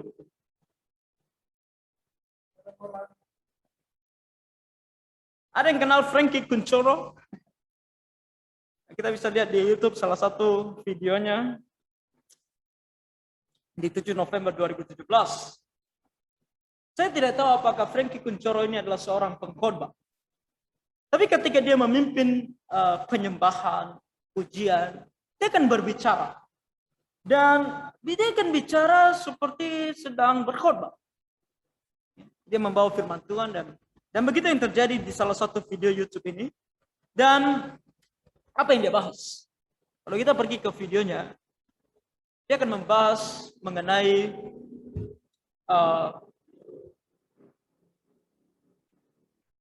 penyembah yang benar. Penyembah yang benar itu seperti apa? Dan ketika dia membahas tentang penyembah yang benar, mungkin saya buka ini bagi kita. Supaya lebih jelas, saya tidak mau mengutip orang dan kemudian saya salah menyebutkan mengenai apa yang dia katakan.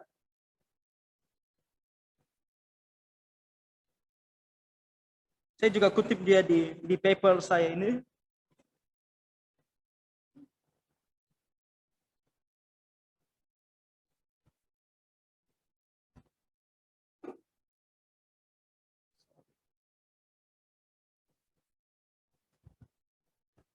Oke, di sini dia menggunakan Yohanes 12. Oke, mari kita buka Yohanes 12.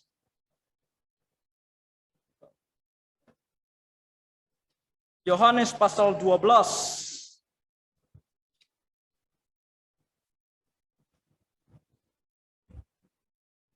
Dan di sini tentang Yesus diurapi di Betania.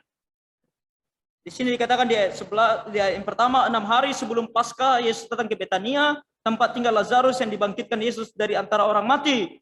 Di situ diadakan perjamuan untuk dia dan Marta melayani. Sedang salah seorang yang turut makan dengan Yesus adalah Lazarus. Maka Maria mengambil setengah kati minyak narwastu murni yang mahal harganya. Dalam video itu kalau kita lihat di YouTube, dia akan sangat menekankan kata mahal harganya di situ. Dan dia bilang apa? Lalu meminyaki kaki Yesus dan meminyakannya dengan rambutnya dan bau minyak semerbak itu di seluruh rumah itu. Dia bilang apa? Penyembah yang benar adalah penyembah yang memberikan bahkan yang mahal sekalipun. Dan sampai dia katakan seperti ini. Karena Maria membawa minyak yang mahal ini, maka itu menarik hati Tuhan. Yang membuat Tuhan sayang kepada Maria adalah karena dia membawa yang mahal ini.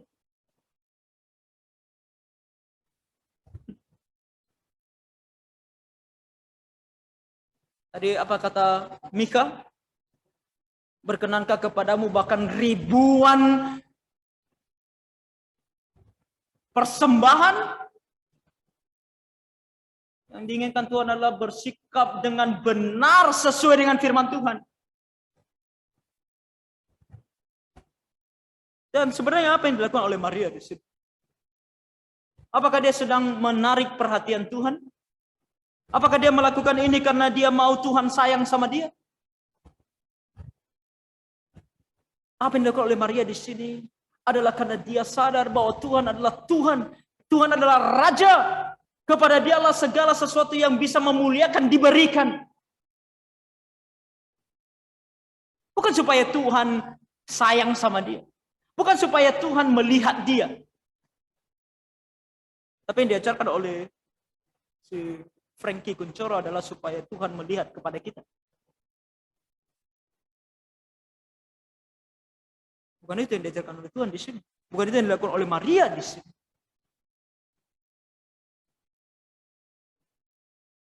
Jadi, dan dia juga menggunakan, kemudian dia bilang, oh kenapa Maria melakukan ini? Kenapa Maria melakukan ini? Karena Maria memiliki hubungan yang erat dengan Tuhan. Dari mana kita tahu bahwa dia memiliki hubungan yang erat dengan Tuhan?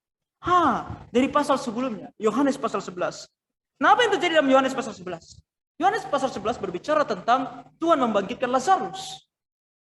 Kita tidak perlu membaca semuanya. Kita langsung saja kepada ayat 24. Oh, tidak, ayat 20, sorry. Katakan di sini. Ketika Marta mendengar bahwa Yesus datang, ia pergi mendapatkannya, tetapi Maria tinggal di rumah. Maka kata Marta kepada Yesus, Tuhan, sekiranya engkau ada di sini, saudaraku pasti tidak mati. Nah, dia mulai membandingkan antara Marta dan Maria. Lihat Marta di sini, dia bilang, Tuhan kalau kamu ada di sini, dia menggunakan kata-kata atau ekspresi yang seolah-olah apa yang dikatakan oleh Marta di sini jelek sekali, sedang kecewa kepada Tuhan. Tuhan, kenapa engkau tidak ada di sini ketika saudaraku mati? Seharusnya engkau ada di sini dan dia tidak mati. Tapi ketika dia membaca apa kata Maria, kalau kita melihat apa yang dikatakan oleh Maria, kita lihat di ayat 32. Setibanya Maria di tempat Yesus berada dan melihat dia, tersungkurlah ia di depan kakinya dan berkata kepadanya, Tuhan, sekiranya engkau ada di sini, saudaraku pasti tidak mati. Ada yang beda yang mereka katakan? Ada yang beda dikatakan oleh Marta dan Maria? Saya tidak melihat ada perbedaan. Sama, sekiranya engkau ada di sini, saudaraku pasti tidak mati. Sekiranya engkau ada di sini, saudaraku pasti tidak mati. Sama kan? Tapi dia membuat Maria seolah-olah lebih kudus dan suci daripada Marta. Hanya karena disebutkan tadi di ayat 32 bahwa Maria datang ke tempat Yesus, berada dan melihat dia, tersungkurlah ia di depan kakinya dan berkata kepadanya. Kenapa Maria kelihatan menjadi orang yang lebih kudus daripada Marta? Menjadi orang yang lebih memiliki hubungan dengan Allah karena dia datang kepada Tuhan dengan cara tersungkur. Dan datangnya dia kepada Tuhan dengan cara tersungkur itu membuat Tuhan tidak bisa, tidak memenuhi apa yang dia mau. Bahkan dikatakan dia membaca ayat 33 ketika dikatakan ketika Yesus melihat Maria menangis dan juga orang-orang Yahudi yang datang bersama-sama dia, maka masih gula hatinya, ia sangat terharu. Apa yang dikatakan? Yang dikatakan oleh Frankie Kuncoro adalah di sini Maria tersungkur di hadapan Tuhan, bukan karena dia tahu bahwa Tuhan adalah Tuhan. Bukan karena dia tahu bahwa Tuhan adalah Allah yang patut untuk disembah dan dimuliakan. Bukan. Tapi seolah-olah supaya apa yang diinginkan oleh Maria dikabulkan oleh Tuhan. Karena dia menekankan apa? Karena Maria tersungkur, karena Maria menangis, maka Tuhan tidak tega terhadap dia. Dia bilang apa? Tuhan tidak mampu untuk melihat orang yang datang tersungkur dan menangis di hadapannya. Dia tidak bisa tahan. Dia akan memberikan apa yang mereka mau. Apakah itu Tuhan yang diajarkan di dalam Alkitab? Apakah Tuhan yang bisa kita sogok dengan air mata?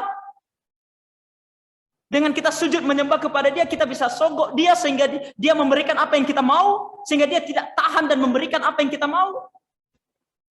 Saya rasa ketika Rasul Paulus datang kepada Tuhan, berdoa kepada dia 3 kali, tidak lebih rendah daripada apa yang dilakukan oleh Maria di sini. Atau mungkin kita bilang lebih rendah dari apa yang dilakukan oleh Maria di sini. Kalau dibilang hubungan yang paling erat antara Maria dengan Rasul Paulus, kalau mau dibilang fair to fair, samalah hubungan eratnya antara Maria dengan Rasul Paulus.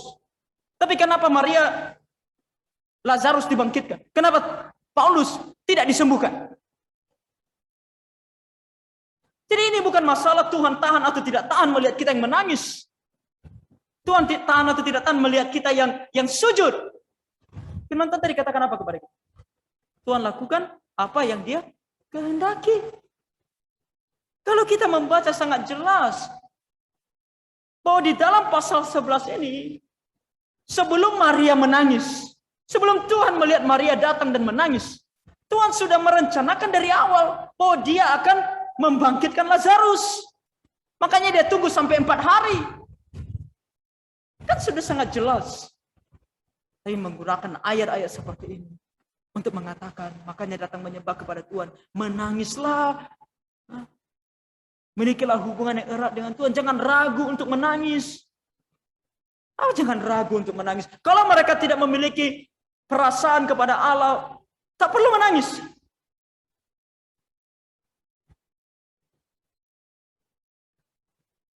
Dan kalaupun menangis, jangan berpikir bahwa kita bisa mengubah kehendak Allah. Allah yang diajarkan adalah Allah yang bukan di dalam Alkitab. Mazmur 29 kembali mengingatkan kepada kita kan. Kemarin kita mempelajari bahwa ketika kita beribadah semata-mata karena menyadari akan kebesaran Allah. Kenapa kita datang sujud? Kenapa kita datang bahkan sambil merendahkan diri di hadapan Tuhan? Bukan supaya Tuhan menolong kita. Bukan supaya Tuhan memberkati kita. Tapi semata-mata karena kita sadar bahwa Allah itu begitu luar biasa. Mau Dia tolong kita, mau Dia tidak tolong kita, bukan itu poinnya. Kita beribadah karena kita ini umatnya, terlepas daripada ada atau tidaknya berkat yang datang daripadanya. Kita akan terus menyembah Dia di dalam kerendahan hati.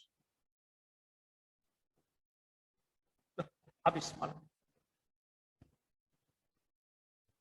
Jadi ibadah yang tidak berkenan kepada Allah adalah ibadah yang memproyeksikan, pertama adalah ibadah kepada Allah yang salah. Patung ataupun idol, idola, segala macam, datang beribadah bukan karena mau menyembah Tuhan, tapi karena sesuatu yang ada dalam gereja. Itu ibadah kepada Allah yang salah. Ibadah yang salah adalah ibadah kepada Allah dalam bentuk yang salah. Ibadah yang salah adalah ibadah yang fokusnya adalah ibadah yang sesuai dengan keinginan sendiri dengan sikap yang salah. Keinginan diri sendiri artinya tidak peduli dengan apa kata firman Tuhan. Sikap yang salah artinya mengapa dia beribadah. Mengapa dia menangis. Mengapa dia sujud?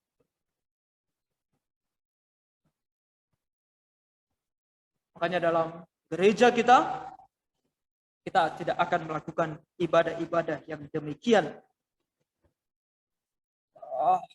Banyak hal sebenarnya kalau ini semua mau dibuat lebih apa ya? Lebih panjang, bisa lebih panjang, banyak hal. Tapi saya rasa kita tidak perlu pergi terlalu banyak. Ini adalah prinsipnya. Oke, saya tidak mau kita pergi ke setiap orang di luar sana, evaluasi mereka satu persatu, karena itu tidak akan cukup waktu kita. Tapi kalau kita sudah belajar ini, saya kita tahu sekarang. Kita bisa lihat saja, dengar saja. Sebenarnya ada satu. Saya tidak jadi kutip. Kita pernah mendengar namanya Wawan Yap,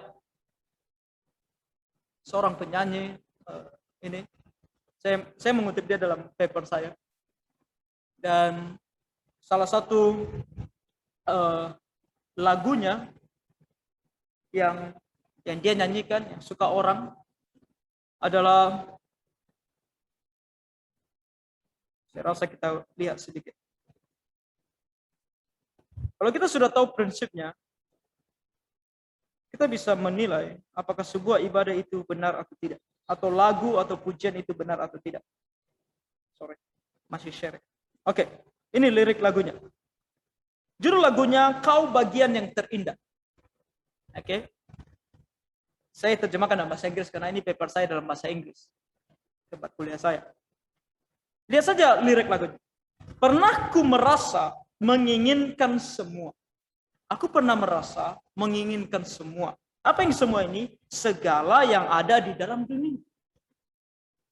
Namun, masih saja tak cukup bagiku. Ketika aku menginginkan semuanya, semuanya ini tidak cukup bagiku. Tanpa kau di sana penuhi hati ini. Ada yang salah atau tidak? Yang pintar bahasa Inggris jangan baca yang di bawahnya. Ada yang salah atau tidak? Apa yang salah? Ada yang mau memberikan pendapat? Atau benar apa yang dikatakan di sini?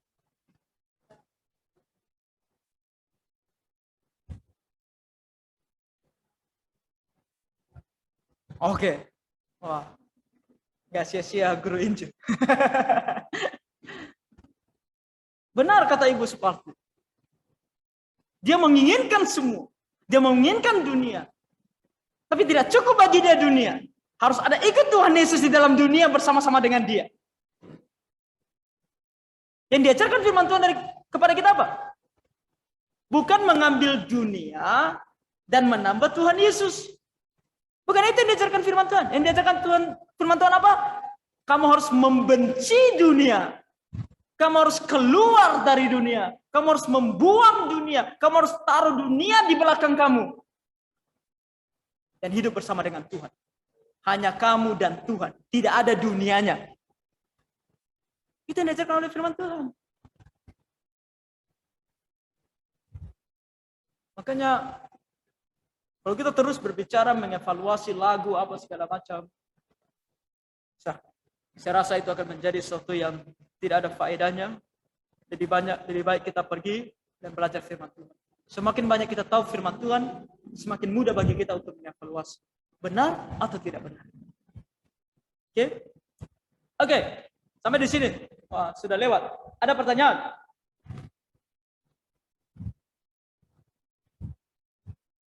Nada, silakan. Oke, menarik. Tadi saya bilang bahwa bahasa roh adalah bahasa yang dimengerti. Bahasa yang berasal dari bangsa lain.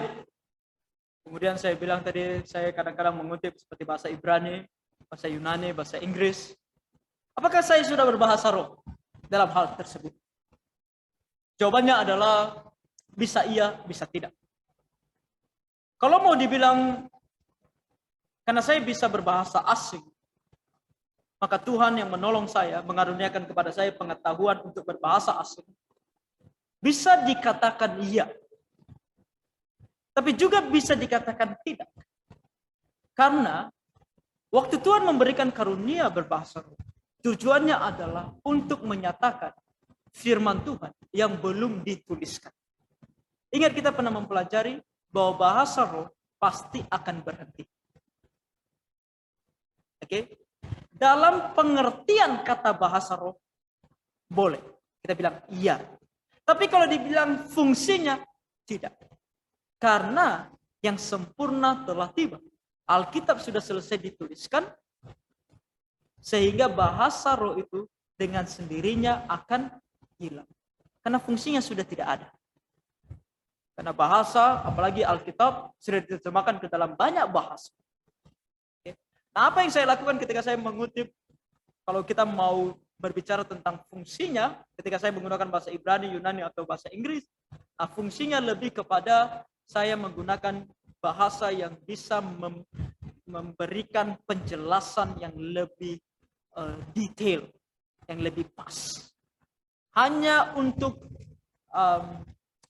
membuat penjelasannya atau argumentasinya lebih valid. Nah, tadi saya gunakan itu hanya contoh. Sebagai makna apa itu bahasa. Bahasa asing yang dimengerti. Oke? Paham ya? Jadi saya tidak mau mengklaim saya bisa berbahasa roh dalam hal ini. Oke? Tapi kalau dibilang saya bisa berbahasa, tadi kan saya sempat bilang saya bisa berbahasa mengerti. Saya nggak bisa ya. Saya berarti mengerti bahasa Ibrani, Yunani, dan bahasa Inggris itu karena karunia Tuhan. Karena Tuhan menolong saya untuk bisa mengerti. Itu saja. Oke? Lagian yang namanya karunia berbahasa roh adalah sesuatu yang instan, bukan yang dipelajari. Kalau saya belajar. Oke? Thank you, Nada. Kamu sudah mengklarifikasi hal ini. Kalau enggak bisa salah pengertian juga. Oke? Ada yang lain yang mau bertanya? Yang di Zoom juga boleh?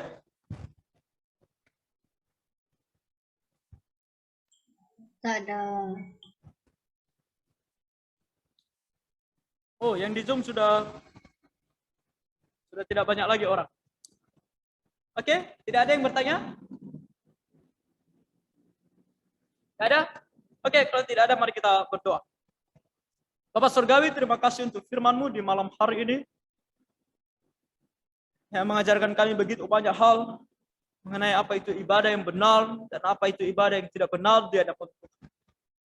Tuhan, biarlah Roh Kudus-Mu sendiri yang bekerja dalam hati dan pikiran kami, menolong kami untuk mengerti dan tahu akan kebenaran firman-Mu ini, sehingga kami ya Tuhan tidak tersesat dan jatuh ke dalam ibadah-ibadah yang tidak berkenan kepada Tuhan.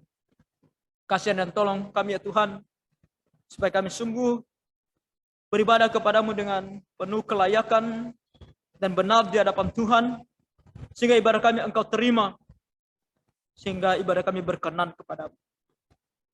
Tuhan tolong, kasihani dan tolong kami, supaya Tuhan ibadah kami tidak sia-sia, bahkan tidak menjadi penghukuman atau sumber penghukuman daripada Engkau. Terima kasih Bapa untuk malam hari ini. Kami serahkan hidup kami selanjutnya dalam tangan Tuhan. Kami akan pulang ke rumah masing-masing, ke sertai dalam perjalanan. Berikan kami juga istirahat yang baik. Nah, tolong kami untuk bisa hidup bagi Tuhan esok sampai selamanya. Yang berdoa dan bersyukur dalam nama Tuhan kami Yesus Kristus. Amin. Oke, kelas kita sampai di sini. Selamat malam, Tuhan memberkati.